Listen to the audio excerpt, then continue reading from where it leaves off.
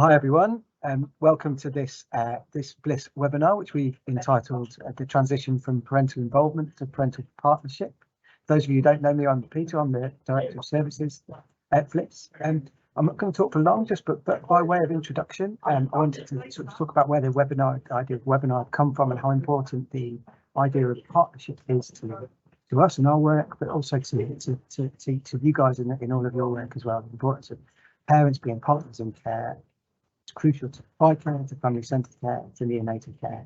And we just wanted to create a little space where we could explore that concept a little bit more, give an opportunity for people to share examples of really good practice that's happening, some innovative work as well, and to hear directly from some parents about what partnership and the many aspects of partnership means to them. But in particular, we wanted to draw attention to the idea that this idea of partnership being crucial to tackling inequalities in healthcare and neonatal care, to talk about all the different parts of partnership and how different people with different experiences, different barriers to involvement, different backgrounds, and partnership might mean different things and require different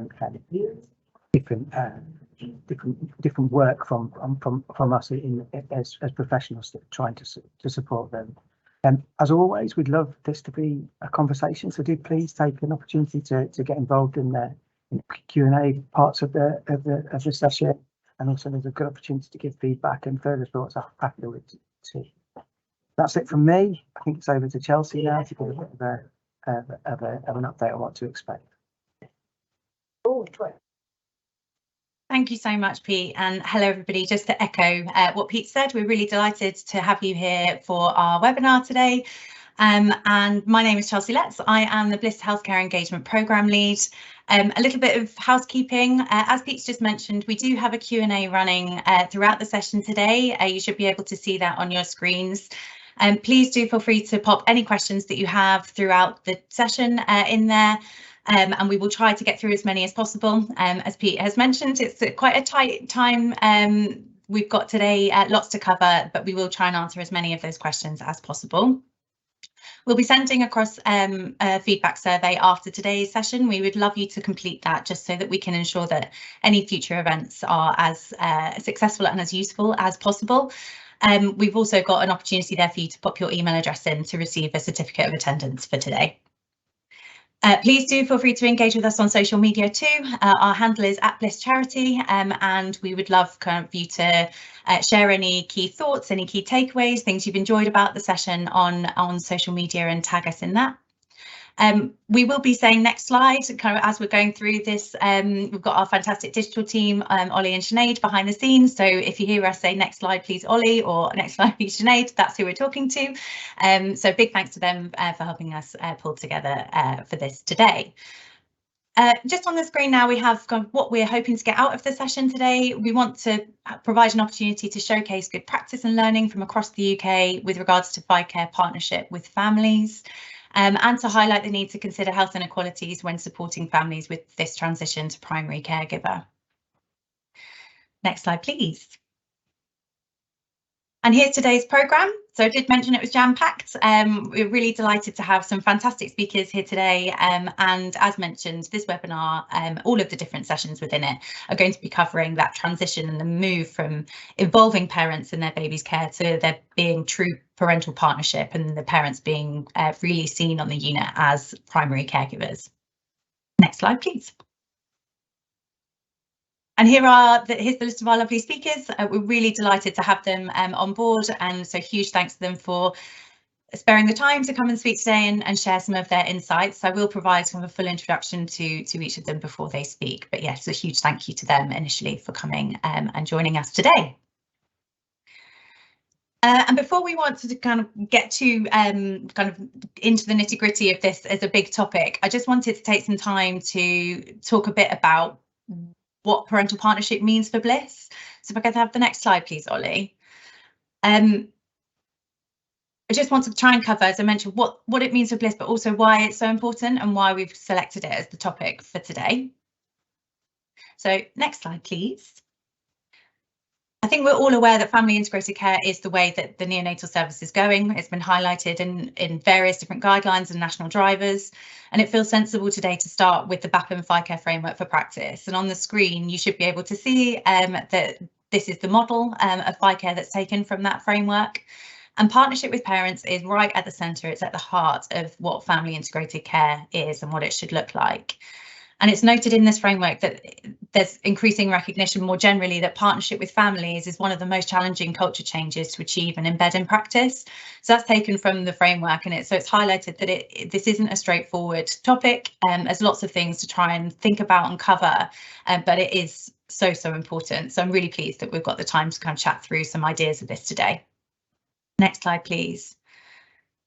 So what does partnership really mean in reality? This, I think, is taken from the BAPM framework as well, and kind of outlines what would be expected from within partnership with families at a minimum. It includes encouraging parents to be involved, to have them involved in ward rounds, to provide them with feedback opportunities, and innovations to support them to be as much as involved as they possibly can be. But I think no one can really highlight the impact of what feeling like a parent or feeling like a partner in care or a primary caregiver can be, other than parents themselves. So we have a few stories that we want to share with you now. I think it's really key to start with that today. So if we could have the next slide, please, Ollie, and we'll introduce you to Christina first. The first NICU that we were admitted to is one of the leaders in family integrated care in the UK. And so from the very beginning of our admission to the unit, I was shown how to take care of baby and encouraged to do as much as I could myself. And I sort of assumed that this is how things were done in every NICU, and this was just normal process. I guess I didn't know any difference.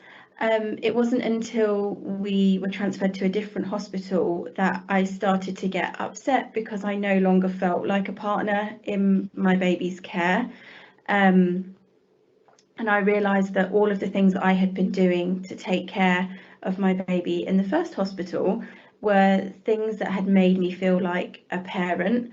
Like, you know, this is what parents do. They change nappies, they feed their baby, they read them stories. And if my baby was at home, those are the things that I would be doing. Those were my expectations. So I was able to develop a routine in the NICU. I'd arrive at the same time every day, and I'd do baby's cares, and the nurses became familiar with my routine, and so they knew that they didn't need to change baby's nappy right before I was due to arrive at the hospital, for example. During doctor's rounds, I was consulted about my baby's care plan, and any concerns that I had, my concerns were listened to. And when it was practical, when baby was a bit bigger and older, I was encouraged to lift her out of the incubator by myself for skin to skin, and the nurse was there to assist with breathing and feeding tubes.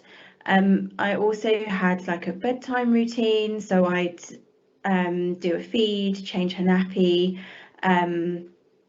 get her settled, read a story, and then say goodnight before I headed home. And that was often a really emotional part of my day, but the nurses knew that that was how I liked to kind of end the day, and gave me enough space that I was able to go through that kind of little ritual that I had before leaving the hospital. I guess one of the main memories I have is that I got to do baby's first bath, which is really lovely to have that that memory to keep. And the nurse talked me through what would happen, and then she let me take the lead to hold and wash baby in the bath all the time, obviously the nurse being like right next to me, reassuring me and supporting me with that. Starting parenthood in NICU wasn't what I had expected, and so it was extremely valuable to me and for my well-being that I could take care of my baby in as normal a way as possible, and do things that made me feel like a parent. And on those challenging days where I found coming into NICU really difficult, the thought that got me through those doors was that I would get to spend a day looking after my baby, which was something that I loved to do. Aside from the developmental and emotional benefits of family integrated care for baby, I know that FICare had a huge impact on me, a hugely positive impact on me, and my feelings of being a mum.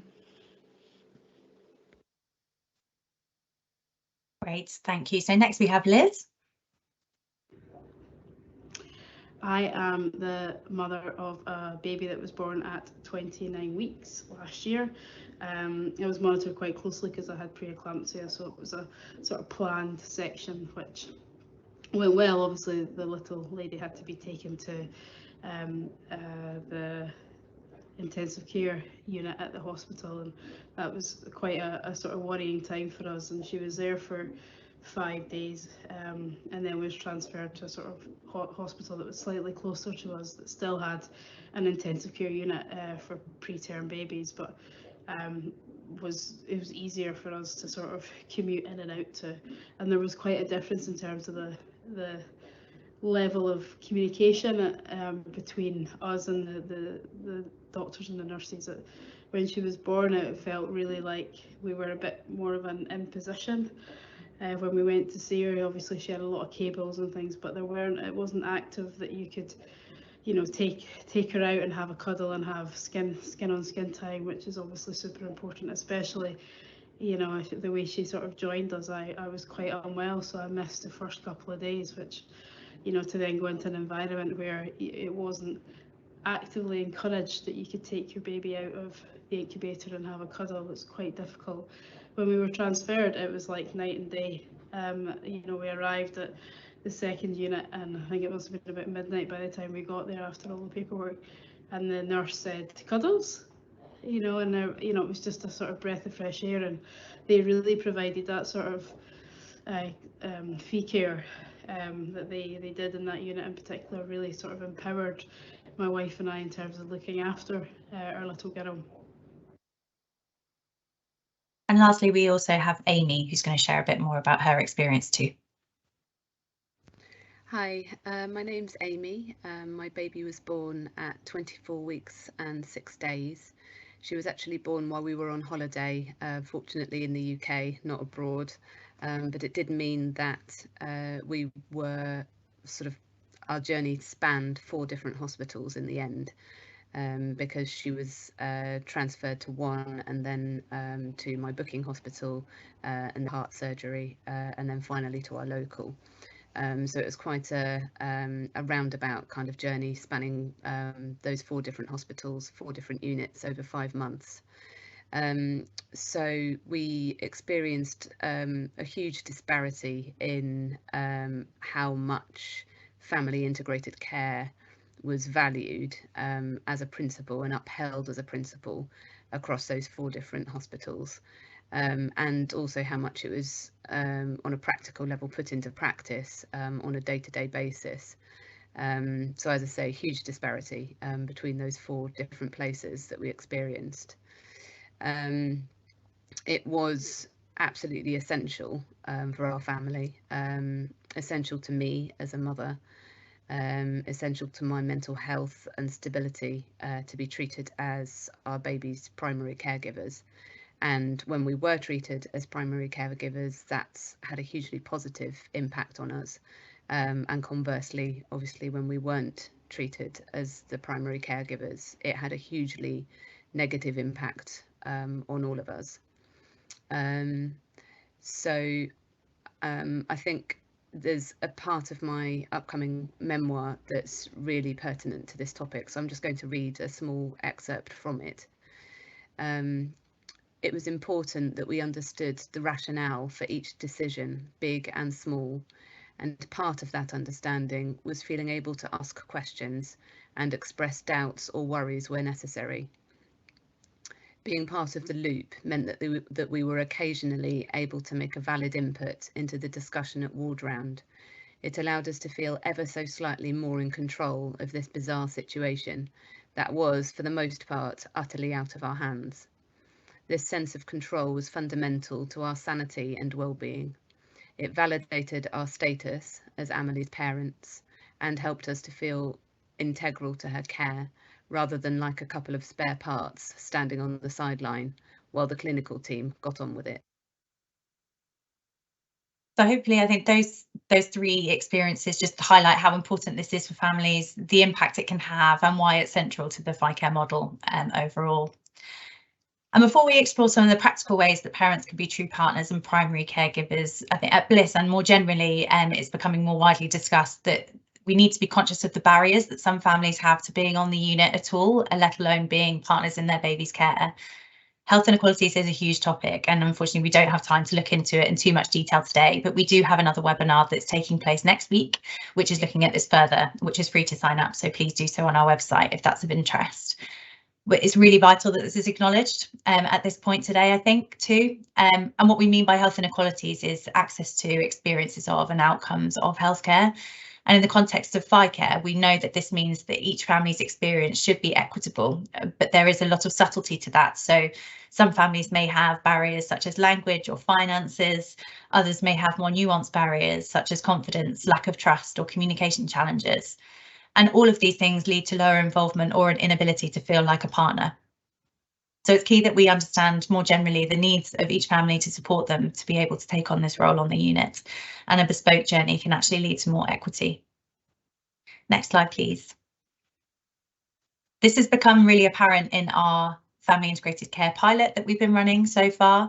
We've been working directly with parents to co-produce this as far as possible. And we've been in conversation with our parent advisory group about whether having a specific conversation about their needs early in the neonatal experience would have been beneficial.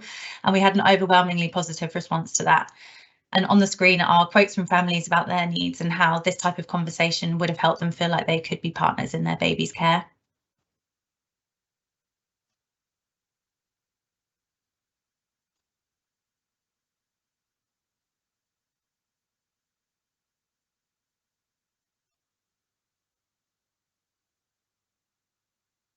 If I could have the next slide, please, Ollie. Thank you. And here are a few more that we've taken from the same conversations that we were having with those parents. And this is the context that families are coming into the neonatal with. And as a result, it can be a real struggle for them to be on the unit at all.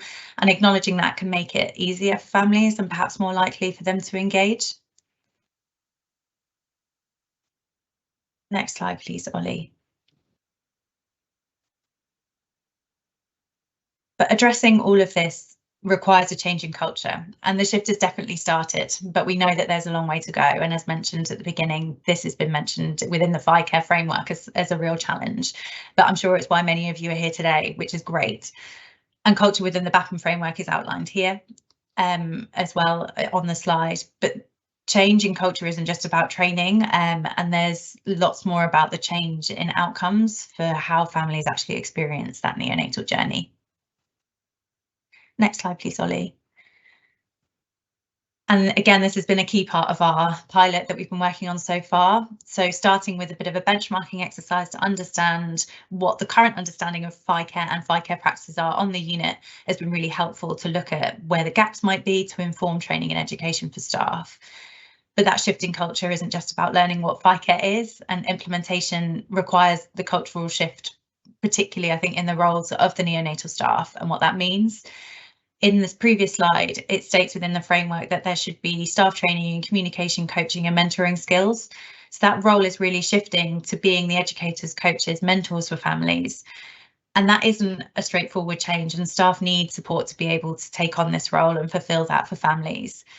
So we hope that today's session will give some tangible examples of how this can be done. It can be daunting because it's not generally changing culture isn't a quick win, but it's built over time through greater understanding. But I think this is starting small and growing from there is a fantastic place to start. So we hope that this webinar today helps with that. So I'm going to pass over to our first speaker now. Aniko is a consultant neonatologist at Imperial College NHS Healthcare Trust.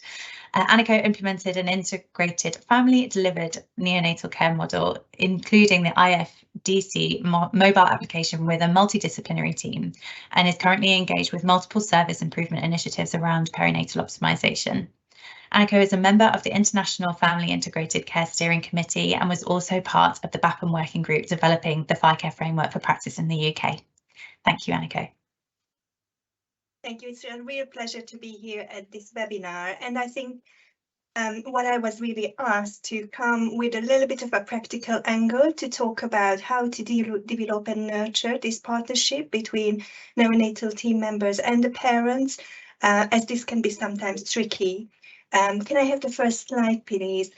And I think sometimes probably units who are already well advanced in their FICare journey may not hear lots of new things from me, but probably if you are earliest at the journey, you may have some ideas what you can utilize as you are progressing further down on the family integrated care way. And we have to talk about parental mental health, and there are various research we can kind of mention, but I will quote the BLISS research, which was published in 2018 and was performed in all the 4 nations. And one of the conclusions and findings were that 80% of the parents said that their mental health was significantly impacted, following a neonatal journey. And if we move on to the next slide, if we dig a little bit deeper, it was up to 35% of the parents who reported that their mental health was significantly worse after they have spent time on the neonatal unit. And I think it's quite shocking statistic to see that up to 30% of the parents then walked away from a neonatal unit with a diagnosis of a mental health disorder, either postnatal depression or PTSD. And it was really a minority, only about 8% who felt that they received the right amount and right type of support, what they needed during their journey. Next slide, please. So what is really responsible and causing that level of long-term mental health issues and problems for the parents? There's absolutely no question that the trauma of the prolonged separation will have a crucial role here, and that parents feeling loss of control and feeling helpless when they are just at the cot side of a baby undergoing intensive care. And this will lead to issues with attachment, and probably the psychosocial support we are providing on the units are sometimes inadequate or not fit for purpose for all of these parents. So how can we really help? In our units, my team is quite convinced that family integrated care has a very important role to help to prevent parents to suffer such a long-term mental health damage throughout their neonatal journey. And I think facilitating early and regular physical contact with their baby is just along this journey is also very important to see separately as a goal. Next slide, please. I don't have to spend, hopefully, any time with the definition of the FICare in this webinar, as everybody who's coming here, hopefully already well on the journey. But it is a holistic care delivery model, including a multidisciplinary team, and really trying to enable and empower parents and providing them with the skills and the knowledge how to be independent primary caregivers for their baby. Next slide. And people often talk about what is family-centered care and family-integrated care. So I think the family-integrated care is building on a very strong basis of family-centered care, but it is probably one step further. Next slide. And as Chelsea explained, there has to be a cultural change. So these are the basic aims, what we want to achieve, that the parents are essential part and integrated to the neonatal team. They are involved in the care as much as possible, and we're giving them the knowledge and the confidence and the skills to do that. The parents are informed and understand all aspects of the neonatal care, ideally with some written information and one-to-one support and really in-depth conversations about neonatal intensive care. We are involving them. We're not just telling them the decision, but there is a true shared decision-making process about their baby every day, about every problem and issue. And this has to start from the antenatal, so throughout the entire kind of patient journey or family journey. So from the pregnancy, as soon as kind of they come in contact with the neonatal team, and following post-discharge as well, that they don't feel just kind of pushed out of the unit as well. So I was really proud to be part of the BAPAM working group on FICare. And if you have not fully read this document, you can screen it with that QR code. And when the working group developed this UK policy or document, we were starting from the Canadian 4 pillars. And I think people who are familiar with the history of FICare, they will understand that that was the original concept. And that 4 pillar actually not includes partnership. And we had a really, really great debate with the difficulty of having 5 instead 4. But all of our kind of the working group members felt that partnership has to be kind of more spelled out in this framework and really have to be the foundation of all the other things what we need to achieve and arrange around the families to have true family integrated care.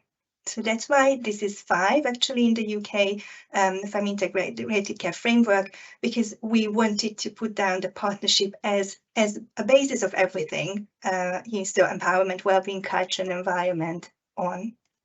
Next slide, please.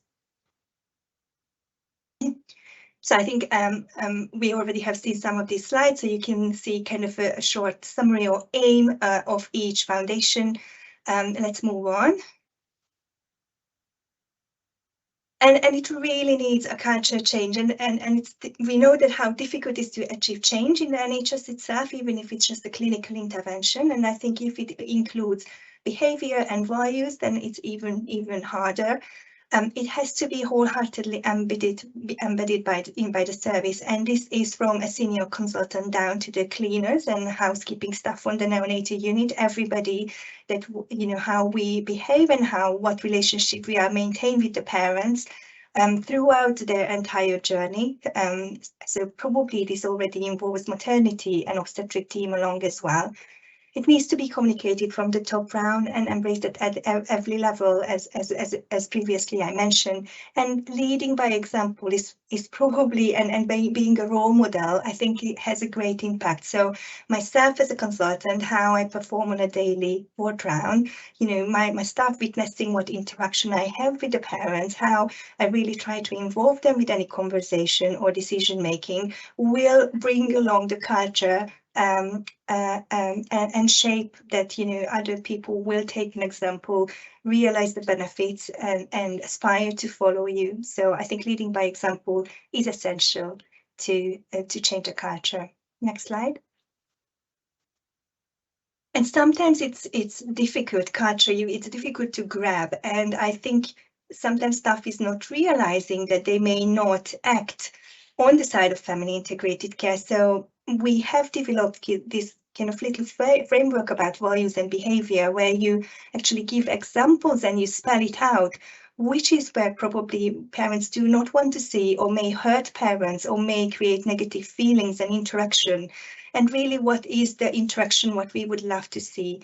And I think sometimes this has to be spoken, because you may have staff who worked in a certain way for many years, and they or people who would say, yes, I have embraced family integrated care already. I'm absolutely accepting those values, but their actions may not truly reflecting. So spelling it out that, for example, participation on the ward round is, we really don't want anybody to discourage or limit the attendance of parents, or, for example, having conversation at a distance that it's difficult for the parents to follow. It's sometimes important that we give examples what we do not want to see and what we do not consider to be partnership and family integrated care. Next slide, please. And again, I think it's just another couple of examples. So if I'm going to talk about skin to skin a little bit, so if the parents need to request permission from the staff to have skin to skin cuddle, is they need to have their opinion if it's okay, or if staff is using excuses to avoid skin to skin, that the baby is too tired, or the team already handled a bit too much, or trying to limit the length of skin to skin, that's actually not reflecting true partnership or family integrated care. Next slide.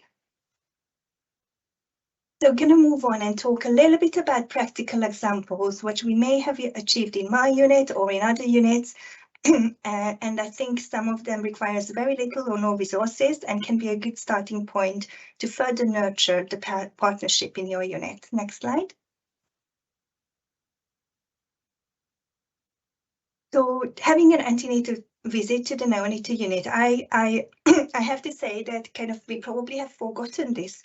During the COVID pandemic, this was not possible. We limited any unnecessary traffic throughout the neonatal unit. So in my unit, we had to rediscover the power of this, what we have done. So we are inviting now parents who have potentially a cesarean section in the next few days, or other situations where we know that the baby gonna arrive early to our neonatal unit. And I think it is a fantastic way to start to develop those bonds to the neonatal team. I recently have seen a family who had a 27-week baby coming to the unit, and they had the opportunity to come up and we meet our ward clerk, we meet our matrons, and 2 days later when the baby actually arrived, they were coming up and greeting people, they have already knew for a long time. So I think during the COVID pandemic, we've forgotten the power of this. And I think there are steps to make the admission easier. There's opportunity to already talk about specific things for the families, how they can achieve parking, or if we have fingerprint access to the unit to register them earlier, so straight away as they arrive to the neonatal unit, they can use that up to speed. Next slide. And this needs to be followed by a structured orientation to the neonatal unit. This ideally needs to happen during the 24-48 hours. And I'm saying structured because you probably want to put down a few points which are important that your team is absolutely emphasizing. I think after 48 hours of admission, the entire team assumed that those parents know everything. They know where is the expressing room, they know where are the parent facilities, they know where to find food or other things. I think we just assumed that they already integrated to the system. So it's important to have this orientation really early on, covering all these important aspects, because I think that the team subsequently just assume that they already know and will move on. So these are probably the things to highlight. I'm going to carry on with the delivery room cuddle, which is very, very close to my heart. And I think visual and physical contact in the delivery room can help that parent-infant interaction early and really reduce the trauma of the separation. And it may have, again, a role to reduce that long-term mental health damage, which is caused by the separation. We have done some semi-qualitative interviews actually to look into how mothers experienced delivery room cuddles, and they often record that this was the only positive and normal birth experience what they can recall from the time of birth. Next slide, please.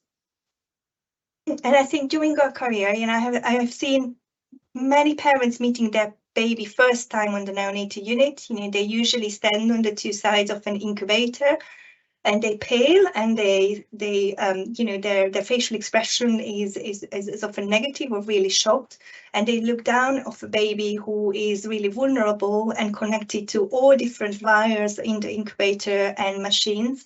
And they very often even afraid to touch that baby and believe that it's their own baby. So compared to here, you see two photos of a 24 and a 26-weeker baby's parents who had delivery room cuddles following birth. And I think providing this contact is just allowing them to have that happy moment of their baby's arrival and create a lifelong memory, which is similar to what it's supposed to be.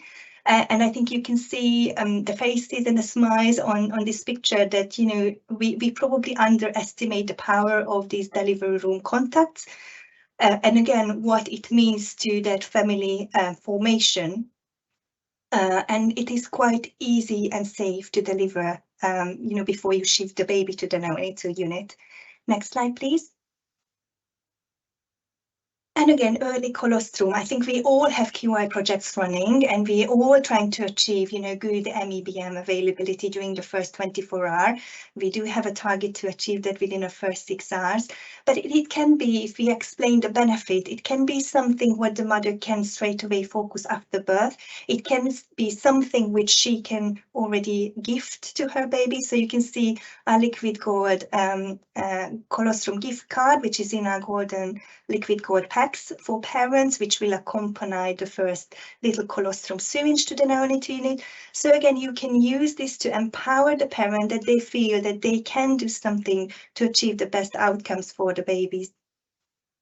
Next slide.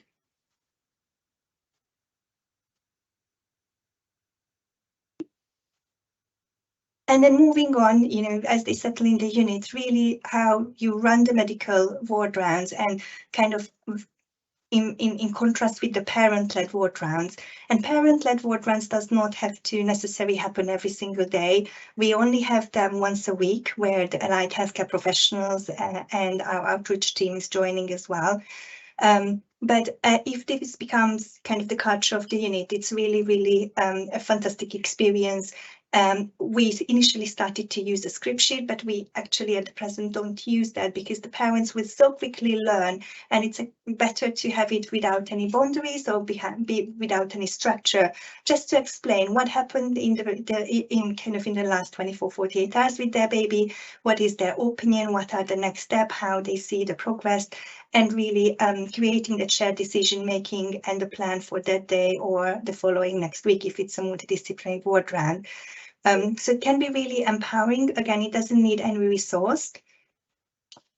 So if you have not trialed, I would encourage you, because it's a truly a great form of establishing and showing this partnership along their journey. Next slide.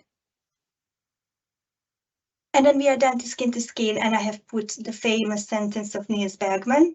And I do believe that sometimes there is a barrier to do early skin to skin in a tiny babies. The parents, especially if they have not had delivery room cuddle, so they have not already had their baby at birth, they will be really scared and low confidence to have their baby out.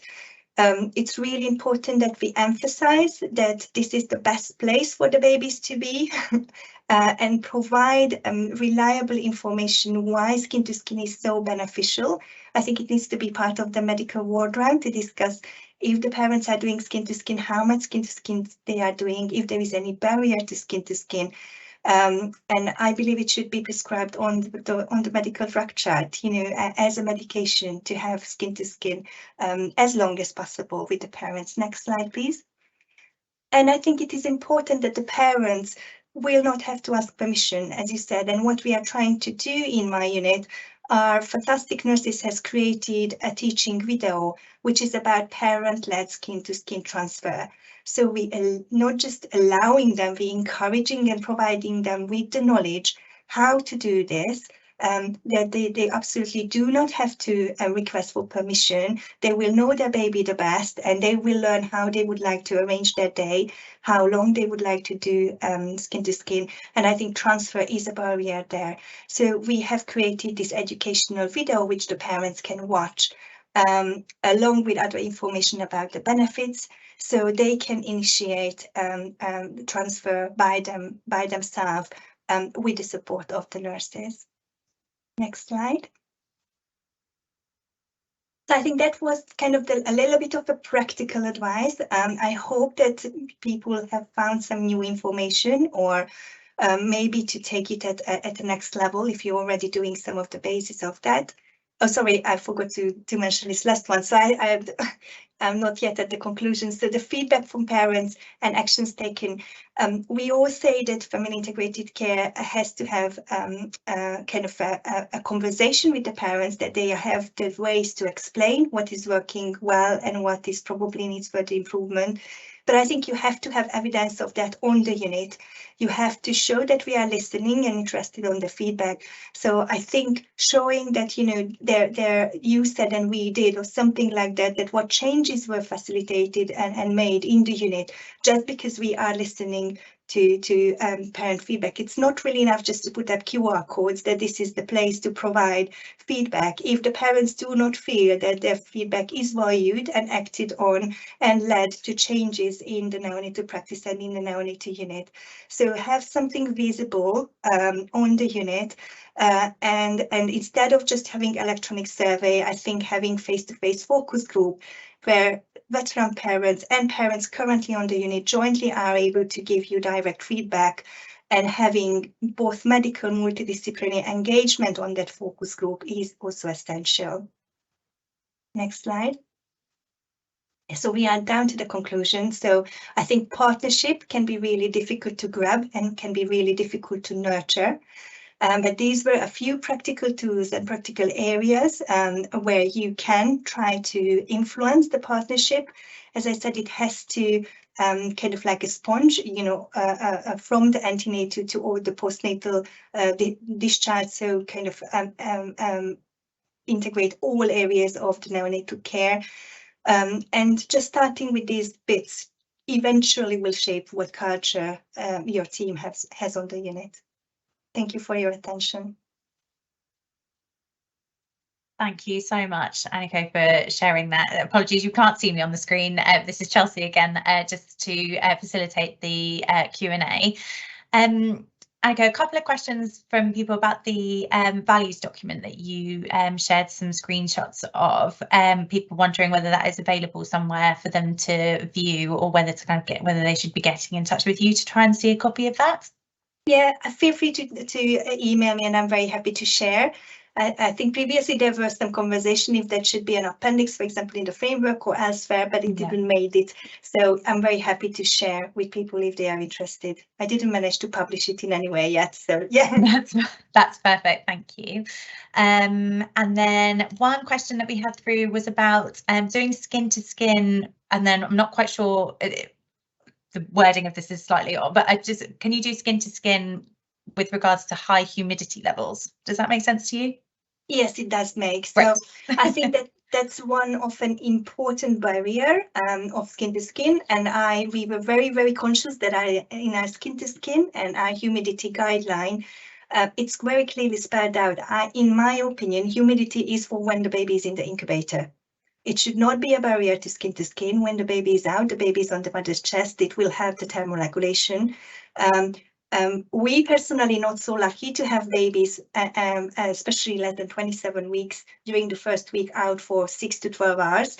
I think if you're doing that length of skin to skin, you may think about effect of dehydration or so, but I think there's very weak evidence suggesting that skin to skin will have such a negative effect on the babies. And you know, there is a trial about really early skin to skin, for continuous skin to skin in these tiny babies. So I would say do not bother about humidity if the baby is okay to come out for skin to skin. Humidity is for when the baby is in the incubator. And shape your policies like that. So because nurses will be really fixated how the policies and guidelines are worded. So we made it very clear that, you know, it isn't a barrier for skin to skin if the baby otherwise can come out. Great, thank you. A question from Bobby about organising parent-led ward rounds with parents who don't have English as their first language, and how you manage that. I mean, I'm not saying that we have a perfect way to do this. I mean, I think there are options of having language line on a speakerphone or other ways to do that. I think in our units we are quite keen to establish that level of partnership, that people are still confident to use as much English as they can. And I think throughout their journey, it's often kind of improved to some degree that they are trying to have a basic communication. I think you have to be as innovative as you can. So as I said, you know, on a speakerphone, you can use language line or different interpretation mode. And I think those we often felt that, you know, if somebody has a preterm baby, that preterm baby potential will have increased medical needs throughout their journey. And if they live in this country, the best you can do is really trying to facilitate that they learn the language, they learn this have professional parent interaction and communication in the best way while they are in the neonatal unit. You may actually have to support them on some English courses. I know that happened in our units previously. So it isn't that easy. Be innovative and I think just have the connection that they are not scared to speak whatever English they are able to do. Thank you so much. That's great. A few questions about getting copies of the slides and about it being recorded today. And yes, that is our intention, that we'll be able to send around a recording, so you'll be able to rewatch as much as you like. But Annika, I think that's probably all of the questions for now. Thank you so much. Thank you so much. Lovely. So our next speaker is Alex. She's one of the speech and language therapy leads for London's Neonatal Operational Delivery Network. She also works clinically as a neonatal speech and language therapist at Imperial College Healthcare NHS Trust. And Alex is committed to supporting positive change for babies and families in neonatal care. Thank you so much, Alex. Hi everybody, I am excited to talk to you today about how AHPs can be part of the FICare journey to enable parents to become partners in their baby's care. And so today I am wearing two hats, as Chelsea mentioned. I work as the one of the London SLT leads for London's neonatal ODN. And I work collaboratively with the care coordinators to support units across London with their FICare model. And I also have my clinical experience from working across 2 units at Imperial College Healthcare hospitals, who are early adopters of FICare, as you will have just heard from Annika. Next slide, please.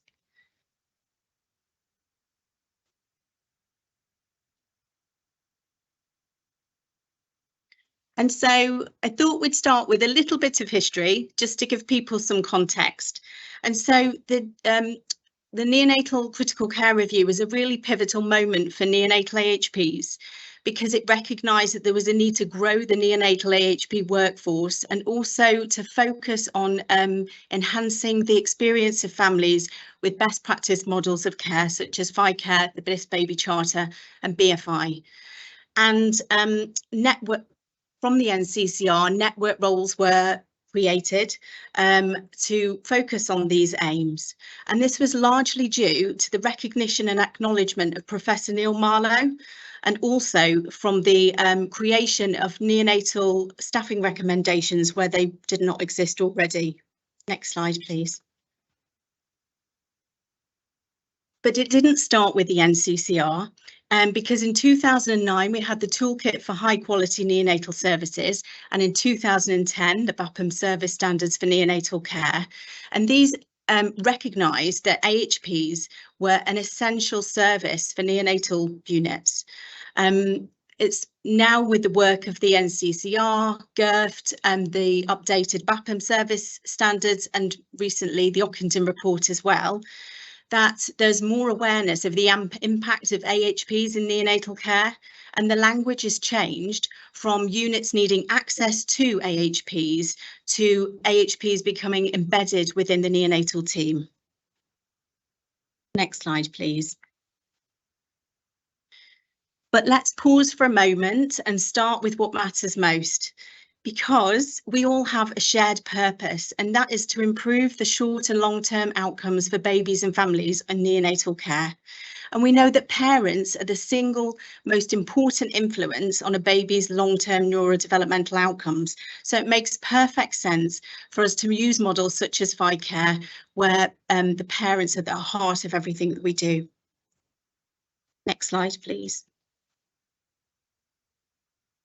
And so many of you here today will have not worked with, or might not work with, neonatal AHPs. And so you might not also be familiar with these roles. When neonatal AHPs are embedded within the neonatal team, our roles are more clearly defined, and we're able to reinforce key best practice models of care that I've mentioned today, such as BFI and FICare and the Bliss Baby Charter. But we're also able to provide individualised therapeutic care, which focuses on our key elements of our professions. We know also that you may not have worked with, or you may have worked with one AHP, you may have worked with two AHPs, but we know that the magic really happens when all of the AHPs are in place on the neonatal team, because this means we're able to work with the neonatal team to consider the holistic needs of the baby and the family. And we hope that you'll be able to experience this type of care too on your unit. Next slide, please. So as AHPs, we have lots of shared strategies, and these underpin best care for the infant as seen here. And what you'll see is that what they all have in common is that they're baby-led, they're individualised and they're relationship-based. And this is the core of how AHPs practice. Okay, next slide, please. So I touched on the access to model that was advised in early national drivers, and we also describe this as an ad hoc model of care. Now this is what we consider to be an old way of working. However, due to funding constraints, it's the way that many AHPs still work on neonatal units, maybe the one that you work on. An ad hoc model of care can also be described as problem-based. And so what would usually happen is a problem arises, the neonatal team call the AHP and they come to the unit, see the baby, assess them, make a plan and leave. We've talked today about embedded care. And on here, I've put the new way, but it's worth considering that actually there are lots of units, including the one that I work on, that have been working in this way for a really long time. Funding helps support that because you have protected time on the neonatal unit. Okay, next slide, please. But why do we need to change? Change is difficult. We know that our parent advisory group tells us that they are suspicious of staff who are introduced to them towards the end of their baby's care. And so when a parent is introduced to an AHP or a psychologist at the end of care, it often indicates that there's a problem. And so we are a person who's brought in to diagnose a problem, and that is a really difficult basis to form a relationship on. Now, a lot people who do the same role as me across the country, the network AHPs, we're all using this model to try and explain the different levels of care. And thanks to the West Midlands ODN group for this image.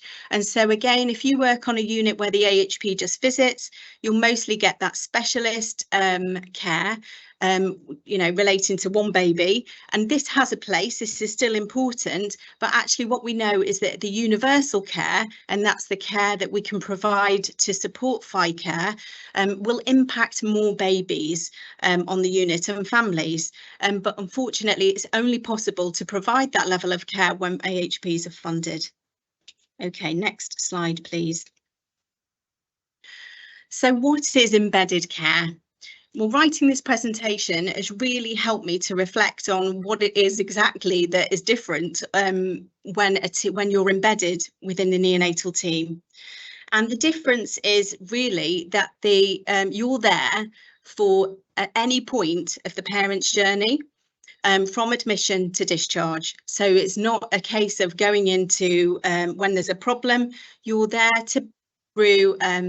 for informal conversations, to build trust. You have early exposure during their journey. You become their familiar person, and we know that familiar things are soothing to people when they're stressed. And with that familiarity, you learn about the parent's story, you learn what matters to them, you develop a rapport, you develop a shared language, and this also makes more difficult or challenging conversations, if a problem does arise, much easier to facilitate. And also you're seen as a person who empowers a parent and who's there to teach, which is the everything that underpins FICare. So you're not the person who's there to diagnose a problem, but you're there to empower. Okay, next slide, please.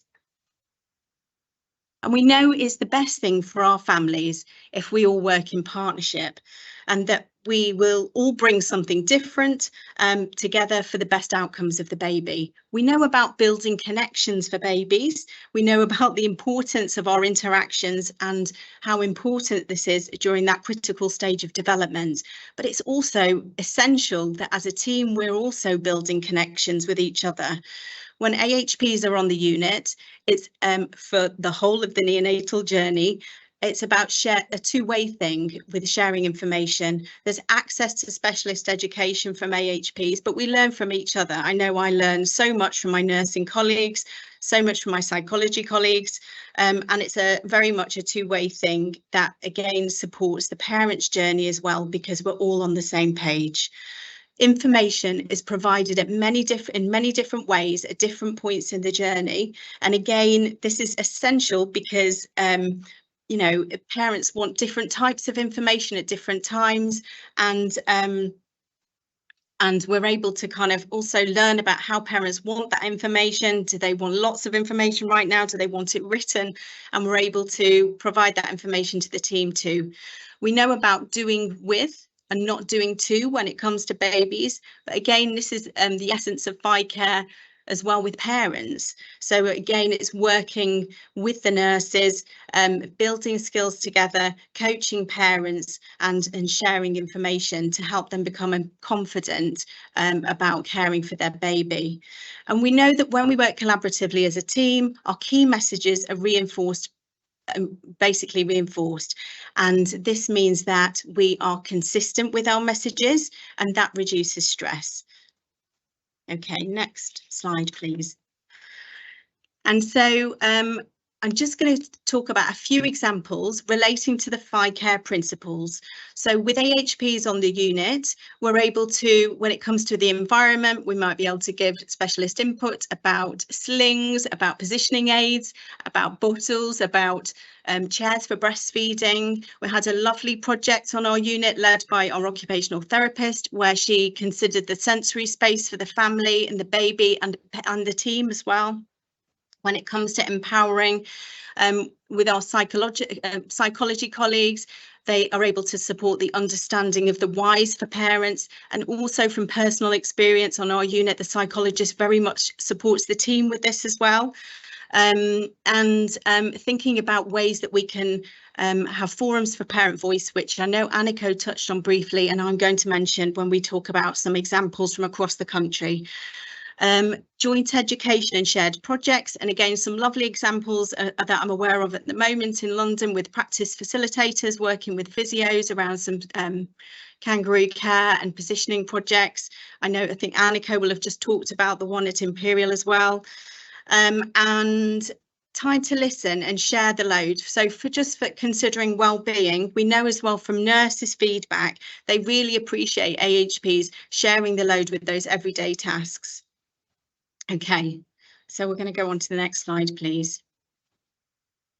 All right, so now we're just going to really briefly touch on some practical examples of FICare where AHPs are either leading on these projects or they're supporting them on their neonatal unit. So Leeds Children's Hospital is vastly underfunded, but they're really passionate about FICare. They provided many examples of their FICare projects, but I just had to choose two. So they provide a developmental journey for each baby. It's an individualised developmental plan. It's completed collaboratively with the OT and the parent to celebrate success, focus on strengths, advocate the baby's voice and identify next steps.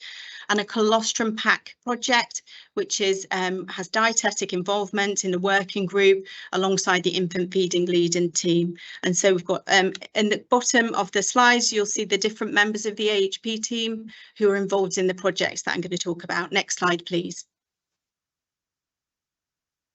Okay, and this is the trust that I work in, and so we've been talking about forums for parent voice, and we have our NIGGLE group. This is our Neonatal Innovations group lunch, and this is where veteran parents discuss what could have made their experience better, or things that they appreciated about their neonatal stay, and this helps us to shape the service for future parents. And we also have our Parent Education Board, which is a new addition to our weekly parent education sessions that we carry out at Coxside. There's a theme and it correlates to the information on the Parent Education Board. It's in a really prominent place, and we've also started to share this information on our unit WhatsApp as well, just so everybody's aware of what the theme is that week. Just to also mention, we've got our we have access to music therapy and outreach, very much so, as part of our MDT, and our lactation consultants as well. And all of those people, even though not necessarily, well, especially outreach and lactation consultants, not considered within AHP, but very much part of our team and making all of this happen. Next slide, please. Okay, so Birmingham Heartland's neonatal unit, they've been funded since 2018, although there's room for the team to grow as the team covers a busy NICU and SCBU. And this project is a real collaborative effort. It's led by developed by Imogen Story, consultant neonatologist, 5 areas to focus on to improve care. So they've got hand expression, hands-on with skin to skin, hand hygiene, helping hands, knowing the neonatal team and how they can help, and hands up for parents as partners in care. Okay, next slide, please. And our last example is in Barnet, a great example of AHPs being creative, trying to engage with parents who might not be able to come as much when all of the AHPs are present in the day. A supper club once a month with the MDT, an evening meal, short presentation and peer support. And Book Start project, where books are handed out with admission to support early speech and language development. Next slide, please. And so we're coming to the end. Just a few quotes about how AHPs impact nurses when we're involved in FICare. So I'll just read out some of these. So having the SLT speak about positive taste and smell experiences to the parents was a reminder for me personally. Perhaps I hadn't been thinking about it. The parents seemed reassured. And we've got having AHPs in the room to support with skin to skin and to speak to parents when we are busy is so essential. AHPs have the expertise to implement and individualise a baby's care alongside the medical and nursing team. They have a very important role to teach, guide and support not only our parents but also our staff members. And just one more slide of quotes with some really lovely ones next. Whilst FICare aims to integrate parents as partners in care, a huge emphasis is placed on the already overstretched nursing team. The input and support offered by AHPs is invaluable in this process as they empower parents through education and build partnerships. Our last one, our team is much more rounded. Oh, sorry, last quote. Our team is much more rounded by their different perspectives during planning meetings. As the culture on the unit has changed over the years, our team has evolved and we are without doubt better for it. So that was nice to hear from the nurses in London. Okay, and moving on to the penultimate slide. Now, hopefully, we're going to hear. This is Olivia. She's 2 months corrected age now, but she was born at 28 weeks, extremely premature, weighing only 1 kilo 60 grams at Queen Charles and Chelsea Hospital in London. She spent 53 days at the neonatal unit, where she was cared for not only by doctors and nurses, but a wonderful team of allied healthcare professionals, AHPs. I do believe that it really changed my experience because I stopped seeing a hospital as a place where my baby is treated and started seeing it as a place where my baby lives and grows.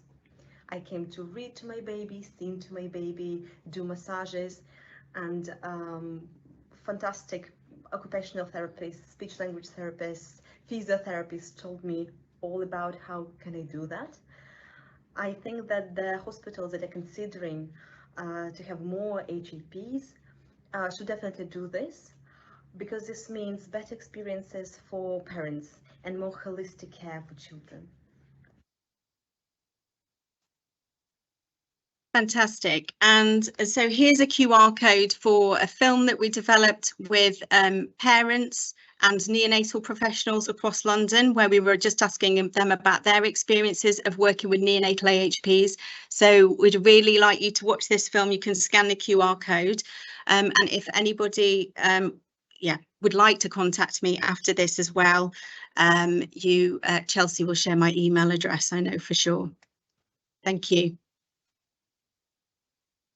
Thank you so much, Alex. I think such a helpful reminder of the amazing work and amazing resource that AHPs are, especially when you're trying to integrate parents into their baby's care even further. So thank you so much for that. We have got a couple of questions which we'll try and whistle through if that's okay. A comment to say how lovely it has been to showcase some of the work that's going across the whole of the country. So thank you for sharing that in your presentation. One question about parent education and how that works. Is it all done cot-side, and how's that organised? Is that something you can share? Yes, so at our unit, it's carried out at cot-side. We used to do groups in the parent room pre-COVID, but yes, it's very much kind of individualised actually to what each parent needs. And we have a curriculum with a weekly theme, and yeah, that's basically how we organise it. I know because of my network role that in London we've got another trust, I think it's the Whittington Hospital, and they created some lovely webinars for parents as well. I know that other trusts are now recreating some of these things. So again, ways to kind of access and engage with parents, and we heard of parents kind of listening to them on the bus on the way home and that kind of thing. So it's really trying to think creatively with the neonatal team about how we can support parents. Lovely, thank you so much. And if I guess a question from me actually, if there's kind of one takeaway that you'd like people to take from this webinar about kind of more involvement with AHPs, what would it be? Oh my goodness, that's such a good question. I wish you'd have emailed me that one before. A takeaway would be, I suppose it's just that focus on when the AHPs have protected time on your unit, we're really able to do so much more than that one-off assessment and recommendations. And it is just about being part of the team so that we can be consistent and supportive to empower parents. Excellent answer. Thanks, Alex. Thank you so much for joining us. We really appreciate your time today. Thank you. Thank you. So I'm now really pleased to welcome our next speaker, who is Karen. And Karen is the Parent and Family Engagement Lead for the Yorkshire and Humber Neonatal ODN. Alongside the care coordinators and lead nurse for the network, she's part of the network family care team working together to embed FICare and achieve the NCCR recommendations. Karen leads on parent and family engagement and strives to ensure that co-production is meaningfully embedded across the network on all units, and that parents and families are actively involved and have an equal voice in neonatal service development. Karen has over 10 years experience of working with neonatal staff and parents to ensure that parent and family voice is central to the neonatal service development. Thank you so much, Karen. Thank you. So my name is Karen Williams and I'm the Parent and Family Engagement Lead for the Yorkshire and Humber Neonatal ODN. Next slide, please. In this presentation, I'm going to be demonstrating the importance of parent voice and how this supports family care practices. I'm going to be talking about how we've been achieving this in Yorkshire and Humber and sharing some of our outcomes. Next slide, please. The Yorkshire and Humber Family Care team is made up of Louise Crabtree. You just advance on. Olive, there's a few pictures. Is Louise Crabtree. She's a family care team lead and the lead neonatal nurse for the network. We have Donna and Dawn, who are the care coordinators, and myself as the parent and family engagement lead. Between us, we cover the Yorkshire and Humber neonatal network and work closely with all 19 units to support and embed family care practices. Next slide, please. We all know the importance of involving parents and families in their baby's care, and that this leads to improved outcomes for babies, both in the short and longer term. We also know that if neonatal services are co-produced with parents, this can also lead to better outcomes. Co-production is a way of working where clinical staff and parents work together to achieve an outcome. The approach is built on the principle that those who've experienced a service are best placed to help design it. Next slide, please.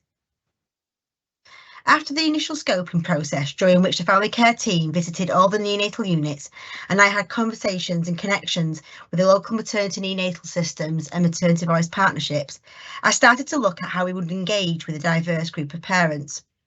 I started initially by setting up a social media account and then running an online baseline survey to find out more about parental experience of having a baby on a neonatal unit. Alongside this, I also ran some face-to-face and online focus groups and listening events. Some of these were in collaboration with the MVPs and the local maternity neonatal systems. I used a variety of methods to capture feedback, including Mentimeter and Google Jamboard, and I also attended some parent groups and started to make connections with local community organisations. Next slide, please. Working with the education team, the family care team have been involved in creating a family care training package. This package has been designed to ensure that all staff have the knowledge and understanding around developmental care and family integrated care. More recently, we've been working with unit staff and parents to develop a resource to support parents with wrapping techniques and a package to support transitional care. I've also created a short co-production training video to support staff to embed co-production into the everyday on the units. Next slide, please. Through the initial feedback and scoping, we managed to recruit over 30 parents with a variety of experience and backgrounds to join our parent advisory group. These parents support the development of neonatal services across the region in a variety of ways. Some have attended and spoke at events and conferences. Others have been supporting the 15 Steps events with myself and the MVPs. Some of them have been helping to develop new resources and review existing resources for neonatal units across the network. Many parents have been sharing their stories, and many of them are also involved in developing network guidelines and helping us to develop network resources. Next slide, please. Very early on, I recognised the importance of developing a structure and a mechanism to support meaningful co-production. The Neonatal Voice is a network co-production group which brings parents and staff together to ensure that any new resources or service development is meaningfully co-produced and that everyone is involved from the very start and throughout the entire process. The Neonatal Voice has a work plan and several subgroups. These subgroups work on specific projects such as creating a network transfer resource, unit videos, parent package, and improving access. We continually evaluate our processes and carry out an overall evaluation at the end of each project. The co-production group meets bi-monthly, and at this meeting we discuss progress on ongoing projects, consider new projects, and discuss ways in which co-production can be embedded further across the region at both the unit and network level. We always have a good mix of both staff and parents at each meeting, and we have really good representation on the group from consultants, nurses, AHPs, psychology, and the Embrace Transport Service. Next slide, please. Having parents involved from the very start is starting to have a real impact on how staff view parent voice and how they're engaging with parents. Some units have started to run their own focus groups to ensure that parents have a space to have a voice. This has led to units implementing new ways of working and new resources and equipment to better support parents to be involved in caring for their baby. Other units have started to set up support groups. In some cases, these are on the units and others are in the community. Several units have Instagram accounts and/or Facebook pages and groups where parents can connect with each other and where staff can ask for feedback. The neonatal staff have really embraced being part of the Maternity 15 Steps more recently, and it's been a great way to get parent feedback in real time. We're also starting to notice that units are involving parents in developing resources and involving them in QI projects from the very start. Next slide, please. So what is the impact on embedding family care?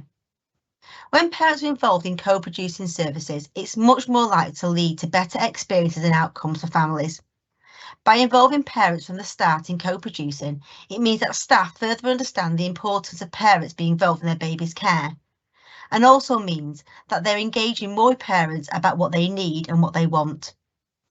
It helps staff to have a better understanding of what is needed to facilitate true family integrated care, such as chairs and meal provisions. Having the parent voice as evidence is also really helping staff to build business cases and make changes and get funding. And finally, parents and staff both feel really listened to and that their voice is important. Next slide, please. When family integrated care is embedded and parents are more involved in their baby's care, it has a positive impact on their experience of being a parent. Here are some quotes from parents who are involved in their baby's care and decision making. They talk about being actively encouraged to be part of their baby's care and being given this opportunity early in their journey so they feel empowered to be a parent. Next slide, please. They talk about how attending ward rounds and being involved has meant that they felt empowered and reassured that they were part of the decisions about their baby. Next slide, please. And that their views were listened to and that they were meaningfully involved at every stage. Next slide, please. So in summary, to achieve true family integrated care culture on your units, it's really essential that you involve parents in what your neonatal service looks like and how those are developed. It's really important to involve them in a meaningful way and to truly listen to what they're telling you and what matters to them most. Thank you.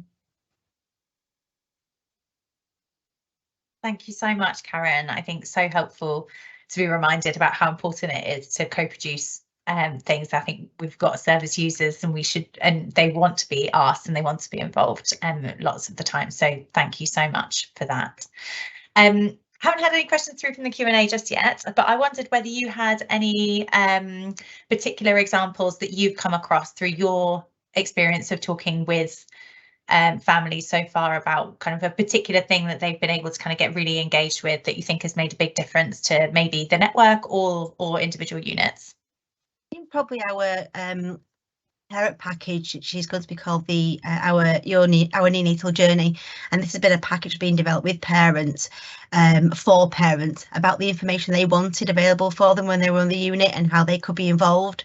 That's been a really big project at the moment. We've recently been working with parents on a crib sheet for units to use when making their own videos, and that is to help get consistency across the network and for parents to really have an input into the things they wanted to know. So if they couldn't visit the unit, because as I think as Annika was saying earlier on, it's really important if parents can go and visit the unit before their baby's admitted. It's really helpful, but often that isn't the case. So videos are the next best thing, and I wanted to make sure that if we are having videos that they've got some consistency in there, and parents have really inputted into what that needs to look like, and they're proven really useful for the units when they're making those videos. That's really exciting. Great, thank you. We've had a question about the number of staff who've accessed the Yorkshire and Humber Family Care Training Package and how that's going.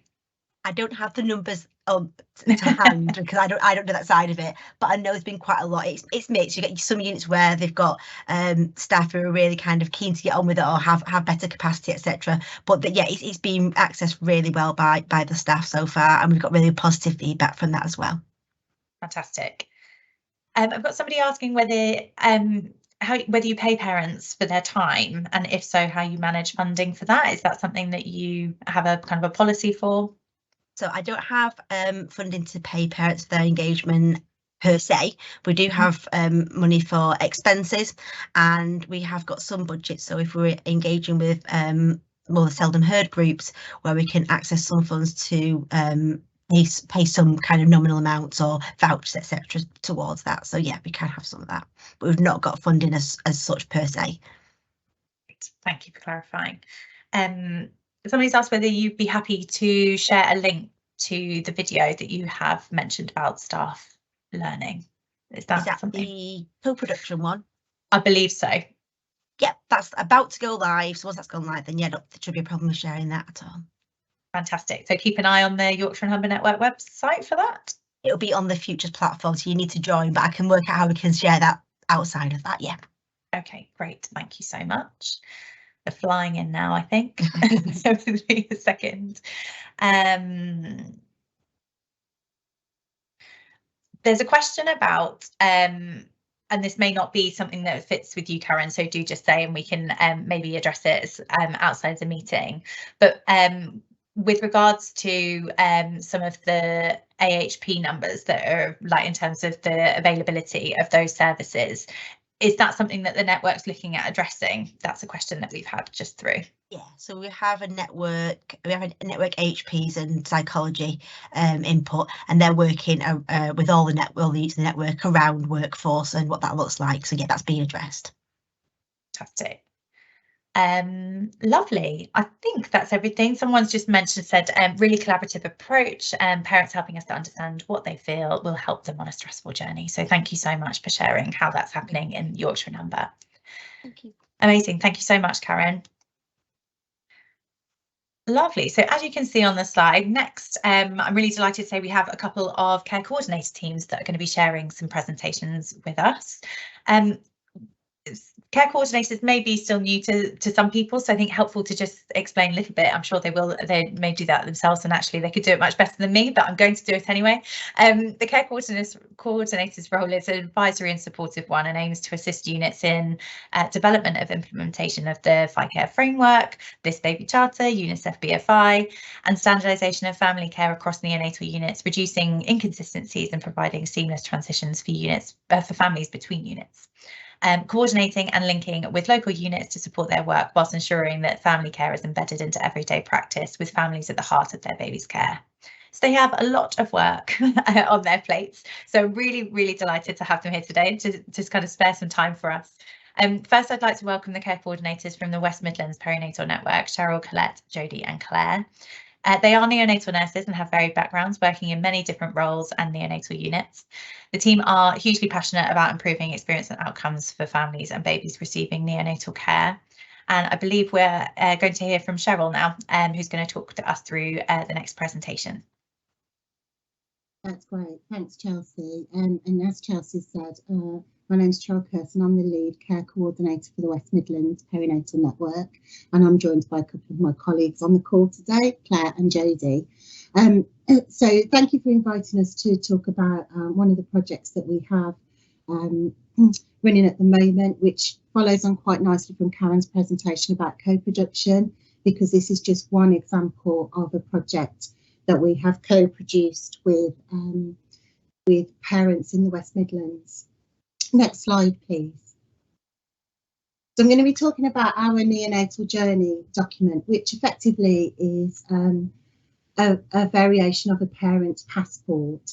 And as you can see, highlighted in Getting It Right First Time Report 2022, and as Chelsea said about the role of care coordinators, we really need to be ensuring that families have a consistent experience as they travel through our care providers and the sort of the neonatal networks. And it is really challenging. Unfortunately, we can't avoid the need to transfer families, but it's really, really important that we make sure that their journey as a family, their role in their baby's care isn't interrupted as they move from provider to provider. And this is one way of doing this. Next slide, please, Ollie. Thank you. Okay, so I'm not going to talk too long, hopefully. And actually, I've got lots of screenshots so that you can see what it looks like, but I'll just give you a little bit of background as to how we've got where we are. So our team was established in January last year, and the first thing that we did really was a scoping exercise. So we went out and met with all of our colleagues in the neonatal units across the West Midlands to look at actually their progress towards implementation of FICare, their BFI accreditation journey and their journey towards Bliss Baby Charter. And the network has kindly funded all of our units to achieve gold accreditation. That led us to sort of develop a gap analysis and start to work with the units and their teams around an action plan, so actually to take steps forward. And we're also supporting them all to set up multidisciplinary steering groups so that actually it's everybody's responsibility to support parents through their neonatal journey and actually to change the culture of our units so that we're truly working in partnership, working as partners in care. So our neonatal journey document, you can see the front cover there. If you could move to the next slide, please. So we've had a lot of change in our network over the last few years. We've gone from being a northern Midlands and a southern West Midlands and a central Midlands network over the last probably 5 years to be in one central network. And we had a parent passport that was designed by parents, but actually beautifully fitted into the Red Book, but that was part of the barrier to its use. So what it wasn't being used inconsistently was the information that we gathered from our unit teams. Red books we don't use very much necessarily on a neonatal unit, and actually it meant that they were hidden away and that passport was inaccessible for families. Also, completion of the document was reliant really on staff. Staff are really busy and there wasn't ownership by parents for sort of completing that. So we have a parent advisory group that we've worked really hard over the last sort of 12 months or so building, and we continue to build membership. But actually Claire Raymond led on this project at the very beginning. We went to our parent advisory group with effectively a blank sheet of paper. We didn't give them a pre-existing document, and we asked them to tell us actually what would have been really helpful to you during your neonatal journey, and that really has led to the development of this pilot project. So supported very much by the care coordinator team and the multidisciplinary network team, so our AHPs, our psychologists have led on the development of this document. It is designed to be parent-led, so that actually there are areas for staff to sign, areas for parents to sign, but actually to stimulate conversation. But particularly we really wanted to capture what matters for parents, actually what they want to share with staff about their family and their dynamics. So actually we can support them throughout their neonatal journey in the best way that we possibly can. And as you can see on the slides, I've just put sort of little snapshots of what's in the document, which we are happy to share after this. Next slide, please. So it was really, really important for the parents to share that personalised information. We've heard lots of experiences about actually staff don't consider necessarily childcare arrangements, travel constraints for families. Actually what really matters, what parents want to be called, actually if there are same-sex family parents, actually we've all heard examples of families being asked, so which one of you's mum, when actually there is a birthing mother and a non-birthing parent. So we wanted to try and avoid some of that, which led us to here. So the document very much is in its pilot stage. It's taken a long time to plan and the units are implementing it as we speak. It's got some quite clear constraints and boundaries about it because it is a pilot, and actually what we're really excited about is the scope for development moving forward. So we put some parameters in around length of stay, but we wanted to make it really clear that it should be used from admission at the cot side and it travels with the family, and that staff's role is to support and empower parents to complete it and to complete it with them. And if parents come up with wanting to know a little bit more about something, that actually really facilitates that discussion and information sharing to really empower parents to take a lead and become true partners in care. And we've designed it as a folder so that units can personalise it, include local information, add additional resources for the families, and we can add additional sections in as we go along. And there's lots and lots of spaces for parents to pop in their comments and their questions, so that it really sort of stimulates that discussion. Next slide, please. So the following slides really are just some examples of some of the content so that you can see. So what was very clear from our families is actually they wanted to know about the possibility of transfer and that we work as a network of care right from the very beginning, not when we need to move a family for capacity reasons, or actually the baby no longer needs intensive care, but we've led the families down the path that they'll be here until discharge, when actually we know that they'll be transferred closer to home, as it should be. So there's a section about the neonatal network. Next slide, please. These are the 2 pages that really are what matters to me, what matters to my family. so that we can start to have those discussions about personalised care and really support families.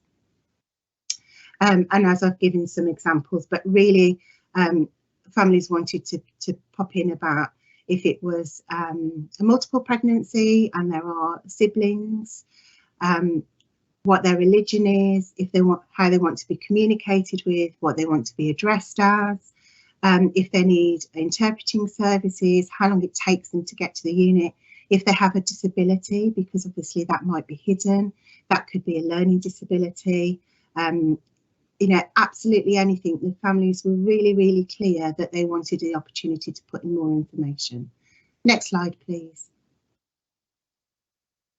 The team around the family we thought was really important, and AHPs in the West Midlands, there's some quite significant gaps, but people are coming into post, so we felt it was really important to stimulate those discussions about the roles of different professionals on the unit and who can help families in the best way. And the families wanted to be able to ask for additional support without having to start a conversation, which actually could be really challenging. So there are some boxes for families to tick if they'd like some more signposting or some support around finances, their mental health, housing, food banks, all of those different sorts of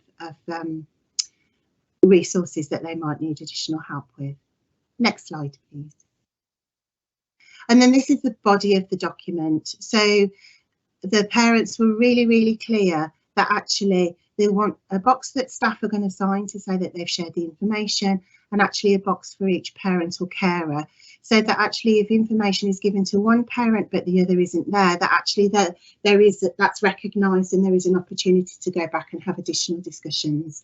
So consistent induction to the neonatal unit is really important. Sharing with parents how they can be involved in decision making and ward rounds was really important. Next slide, please. How to get involved with their baby's care and the information that they might benefit from.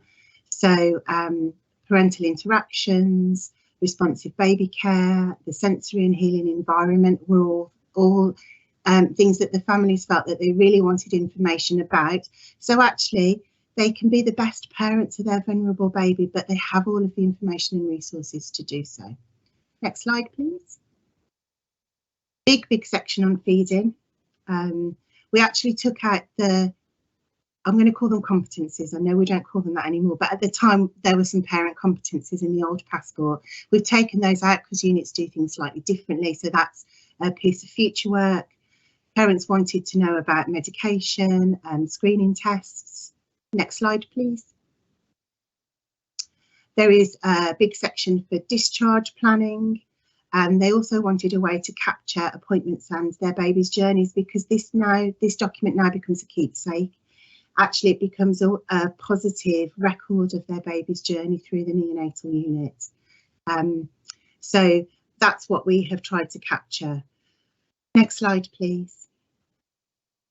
There's also some feedback inbuilt, feedback about the journey document itself, and the QR code goes to an electronic survey that we've been able to translate into different languages, and another sort of friends and family test type survey, which the unit management teams particularly asked for because that was in the original passport and they felt that was really valuable as a way of an additional way of gathering feedback from families.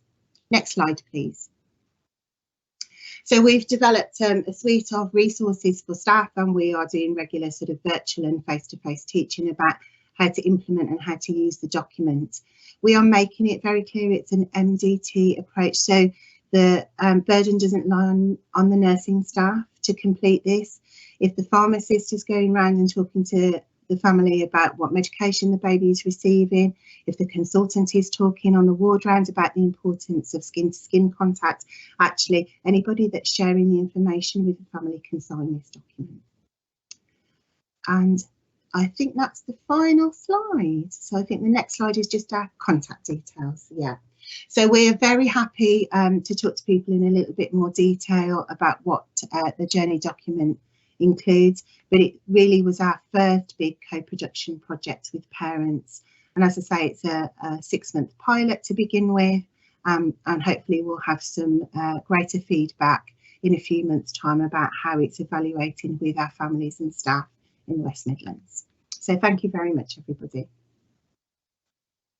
Thank you so much, Tara. I think that was so helpful to run through, and I think really nicely encapsulates a lot of what we've been touching on throughout the whole of today's session, and thinking about kind of managing the needs of every family, how this will work kind of broadly across the whole MDT. So I think that's a lovely example to share with that. So thank you so much for preparing that and sharing that with us today. We have got some people asking whether they can see this. I know you said it's a pilot. I just wonder whether you're planning on kind of running the pilot, as you mentioned, for the 6 months, and then whether you'll be kind of sharing this more widely, because I know care coordinators work across England, whether that's something then will be shared more widely with the care coordinator team. Yeah, so we're sharing it already with our care coordinator colleagues across the country and having discussions about it. But yes, we're more than happy to come and talk to individual unit teams who might be interested in and to share it. As I say, it's a pilot, but we're very optimistic because the feedback so far has been amazing. But yeah, just reach out. We're happy to discuss it further with anybody that's interested. Great, thank you. I wonder whether one of the team would be happy to pop the best contact details just in the chat, because I think the link on the slide was just a bit small for people to see, if that's okay. But yeah, thank you so much for sharing. I think we're all really excited to hear how it goes and hear any progress, but lots of kind of well dones from people in the Q&A. I think it's a really exciting prospect. And when you mentioned about this being a really kind of a co-produced piece of work, which is again a really exciting process to go through, was there anything about working in that way that surprised you as a team? I don't think there was, actually. I think because obviously we've come into these roles with a real passion for making things better. I guess sometimes we shy away from giving information when we think we're going to cause additional distress to families. So I think sometimes we shy away from having the discussion about network philosophy of care and transfer. So it was really good to hear actually the parents in our advisory group said, no, we want to know about it, or we want to know about it sooner rather than later. So I think it was some of those elements, and I think stuff that they felt that they really wanted to share with staff that perhaps they might not have had the opportunity to before. So I think one mum gave an example about her spiritual and religious support, actually, which was outside of the hospital, that actually I think she would have liked an opportunity to discuss that. I think particularly raising about starting conversations about mental health, about barriers to being able to be with their baby, which is where the travel and the signposting for financial support and all of those sorts of things came from. So I don't think we were mega surprised, and we think we did our best to take everything on. But of course we've spent time before we came into post as care coordinators talking to families, so I think we had a pretty good idea. But I'm sure if there is anything else that I've forgotten, Claire and Josie will remind me. I'm not getting any vibes from them that I've forgotten. But no major surprises, but just that actually parents want to know, and they want to know the information sooner than we think we might do, and actually moving away from that paternalistic approach where we feel that we're protecting our families. Actually, they deserve to have the information that they need to parent their baby on the neonatal unit, and I think that's probably our key message. Thank you so much. Someone's asked whether the document is going to be made available in other languages. I know you've got you mentioned the survey, or kind of the opportunity to provide feedback was going to be in other languages, but is the document itself available in any other languages? It isn't at present because it's pilot, and that's one of the things that we're discussing about how we might do. What we're encouraging staff to do at the moment, because we've got a very diverse population in the West Midlands, is actually that they should be using interpreting services to talk to families about their baby's care. And actually when they've booked an interpreter or they've got an interpreter online, actually to use that opportunity to go through the document with families then.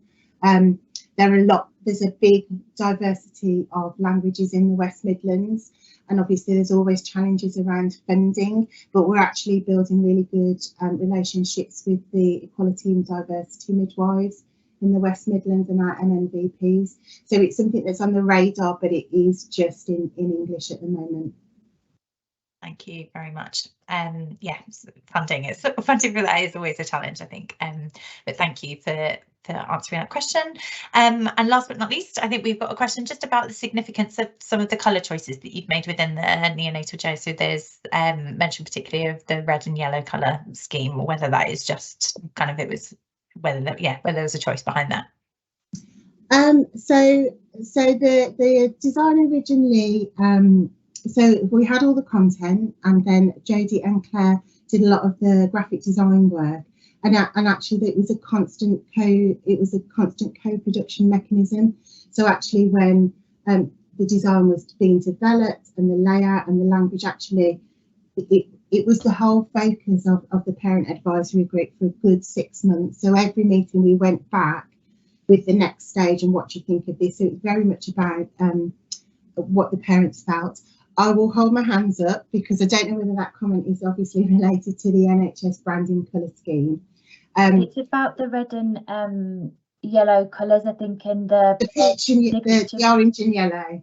Yeah, so when we put the document together, the parents really wanted it to be clear where staff would sign and where parents would sign.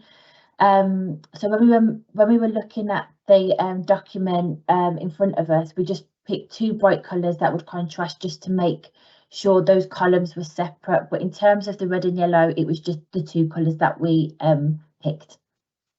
Yeah, and the colour scheme is potentially one thing that will change in the document over time, because we obviously introduced ourselves as a perinatal network.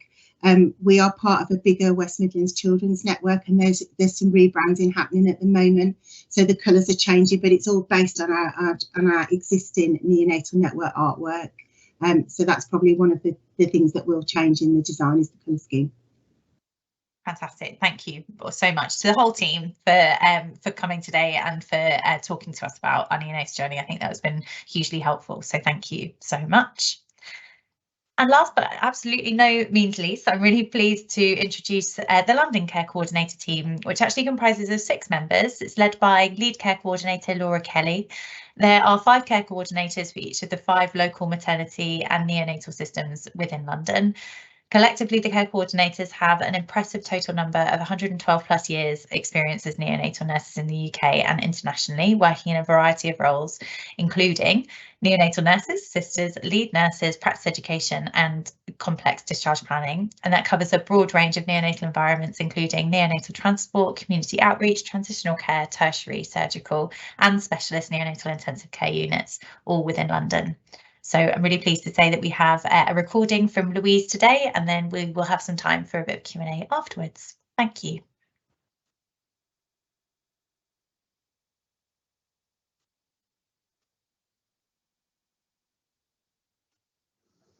Hello, my name is Louise Wells. I'm representing the London Neonatal ODN Care Coordinator team. We would like to thank Bliss for inviting us to talk with you today. We are hoping to add to your understanding about what partnerships with families means in the context of family integrated care, or FICare. The aims of this session are to explore what partnership with families really means, then to outline some strategies that might help us to move from involving parents in the care of their babies, which many of us are already very good at, toward true partnership with families. And finally, to look at some of the potential challenges that you might face as you navigate this transition. Before we focus on partnership, we would like to highlight the importance of working towards a FICare culture on your neonatal unit. By culture, we mean attitudes, feelings, values and behaviour. If you are just getting started, a sensible first step is to establish a core team and identify FICare champions, then work together to educate the entire neonatal team. Everyone needs to understand why you are asking them to do this. There is a growing body of evidence and many resources available to help you. One example is the BAPM Family Integrated Care Framework, published in the UK in 2021, which describes the 5 principles for family integrated care in detail. A firm understanding of the difference between family-centred care and FICare will help us to understand what FICare actually means in practice. I'm sure most of you are familiar with the concept of family-centred care. It is common practice on neonatal units these days and includes involving families in the care of their baby in some way. As demonstrated in the diagram on the right, family-centred care is important because it provides a firm base on which to build FICare. The FICare model is much more structured and comprehensive with specific goals.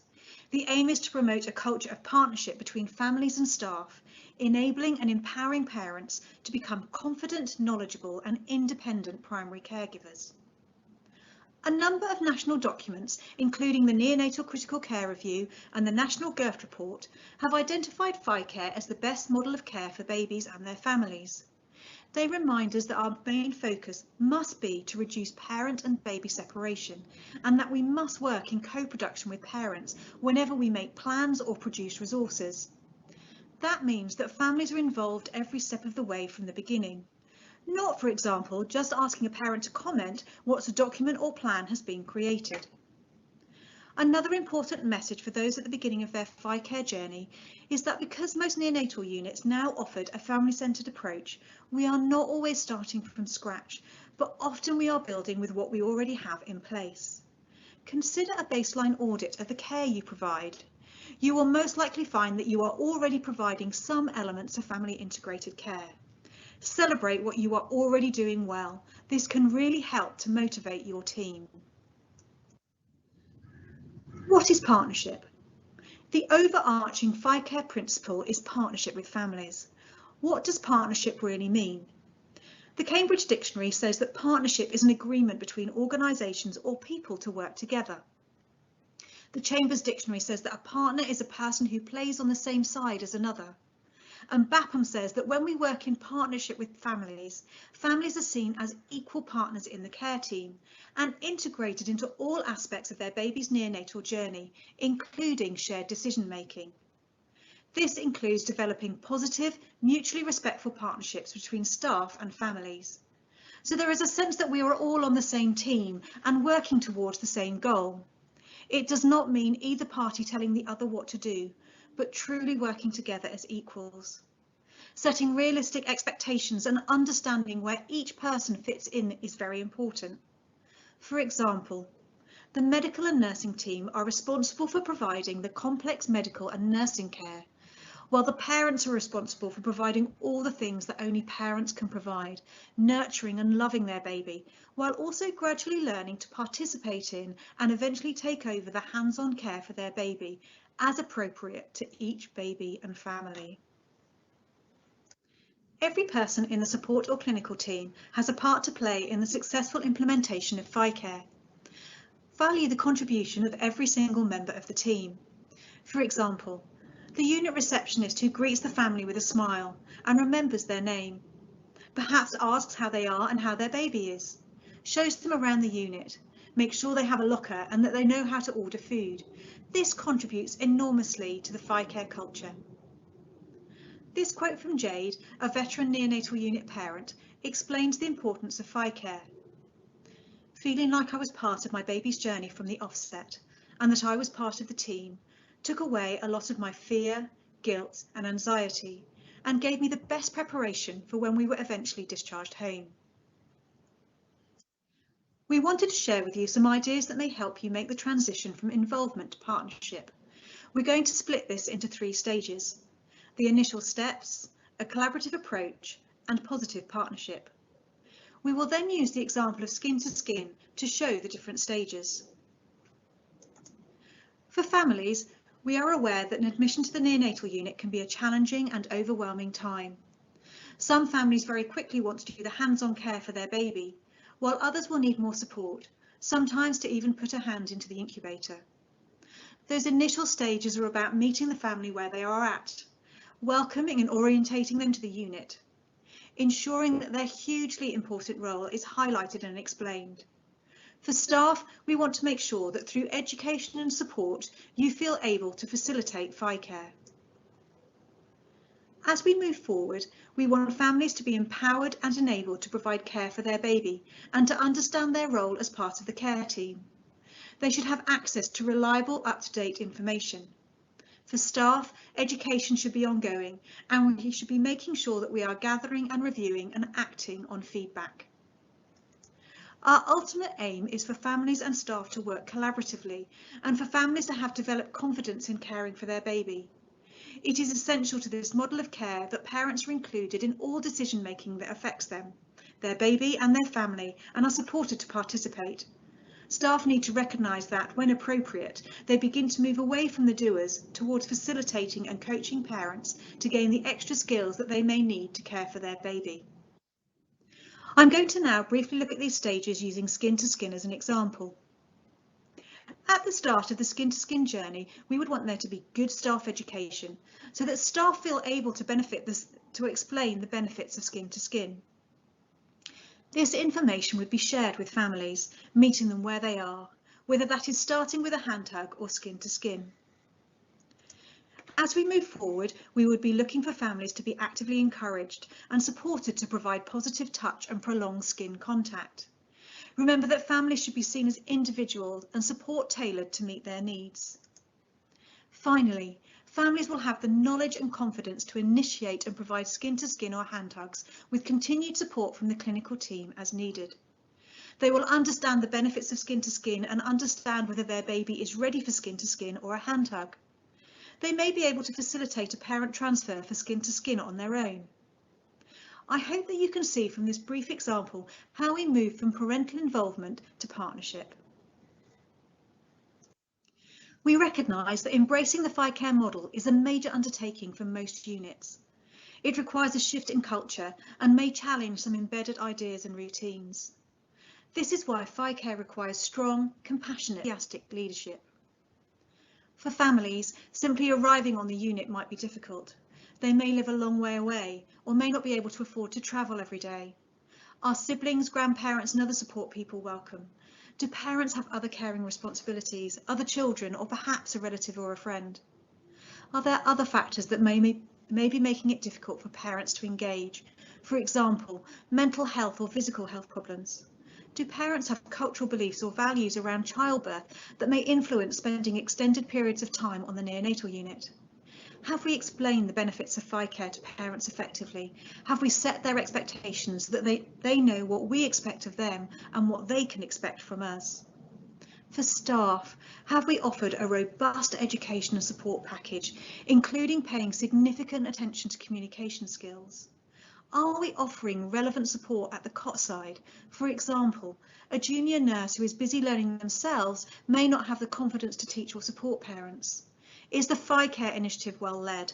Has every member of the team brought into the idea of FICare? Can parents expect to meet the same attitudes from each member of staff on a day-to-day basis? It is likely that some members of your team will be apprehensive about this change. They may be worried that this might lead to more challenging relationships with families or that their professional accountability is at risk. Plan your journey and communicate the plan to your team well. Neonatal units can be busy and complicated workplaces. Try not to confuse your team by making too many changes all at once. Staff and family education is vital for the FICare philosophy to become embedded into unit culture. Ensure that co-production with families and the MDT starts at the beginning of your FICare journey. Whether it's thinking about setting up a parent support group or designing resources. Make sure you are really listening to families and staff. Set up a process to collect feedback from staff and feedback from families. This will help you identify any changes that may be needed. And celebrate. Often the journey is made up of lots of tiny steps. Celebrate each one as a step forward. Celebrate milestones with families and think about how you can celebrate national events. In conclusion, we hope that you have a clearer understanding of what partnership with families means in day-to-day practice. We hope that the process involved in the transition to partnership is a little clearer and that you are aware of some of the challenges to look out for. Thank you for listening.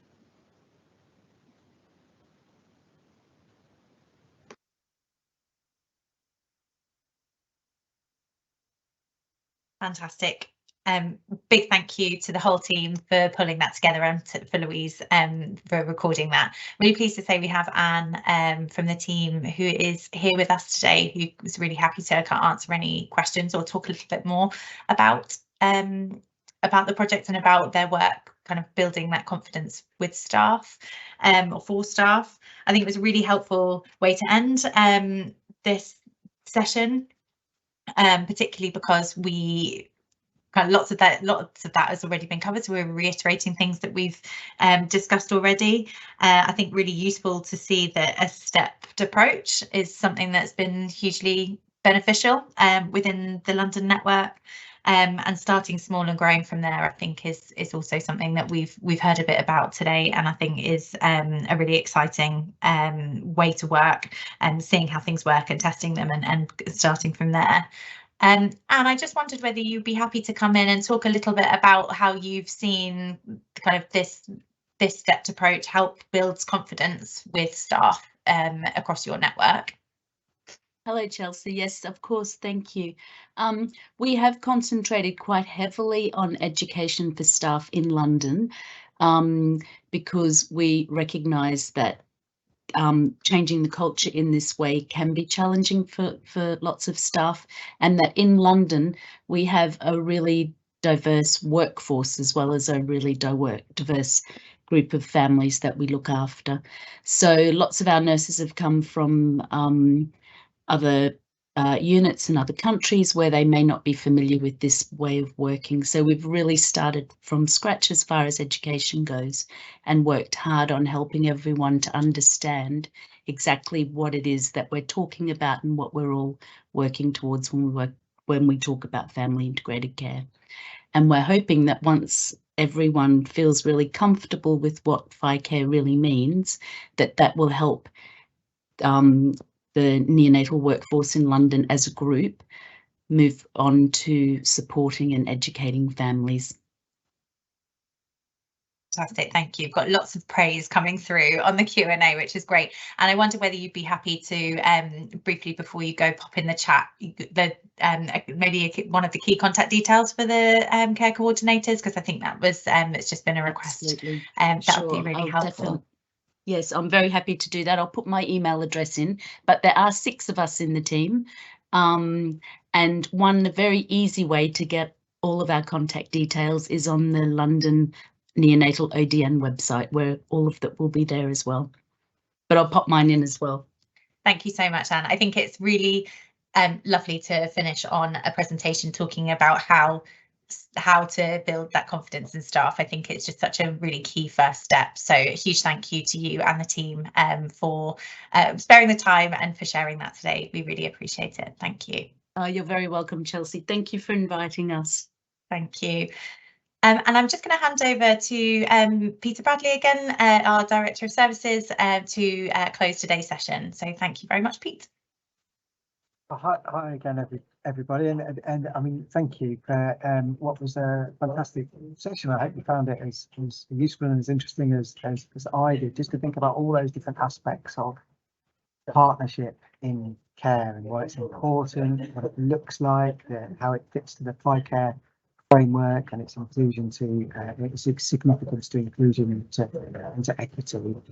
There's so much covered, and I mean, I'll look back on it again, I'm sure, but lots about the importance of family involvement in co-production, lots about the multidisciplinary approach and the importance of that, about understanding and responding to difference and celebrating diversity of families, and how all of that put together comes to some really good examples of how partnership in care as a practice, as an ethos, as a culture can become embedded across units and across regions.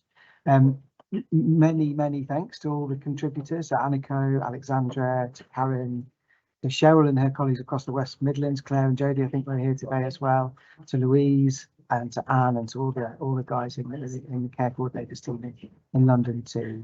And especially to those parents who are involved as well, who aren't here now, but who've recorded videos for us, to Christina, to Liz and to Amy. There was a lovely bit and I didn't pick up the woman's name, but one of the parents that was in Alex's, as a video in Alex's presentation, that talked about how she stopped seeing the unit as a place where her baby was treated, but as the place where her baby was developing and growing, which I think is a lovely way of summing up what partnership means to families. I won't go without promoting one more thing, which is that we've another very similar webinar coming up, actually just next week on the 28th, which is the results of a project which has done some really in-depth work to understand parents' perspectives and focusing on inequality, and in particular on the skills relating to communication and how to provide personalised support for families. So that's coming up next week. You can find out much more about that if you haven't booked on already on our website, which is bliss.org.uk. Thank you very much for coming. Thanks very much to Chelsea and the guys as well for putting this on so well. I hope to see you next time. Yes.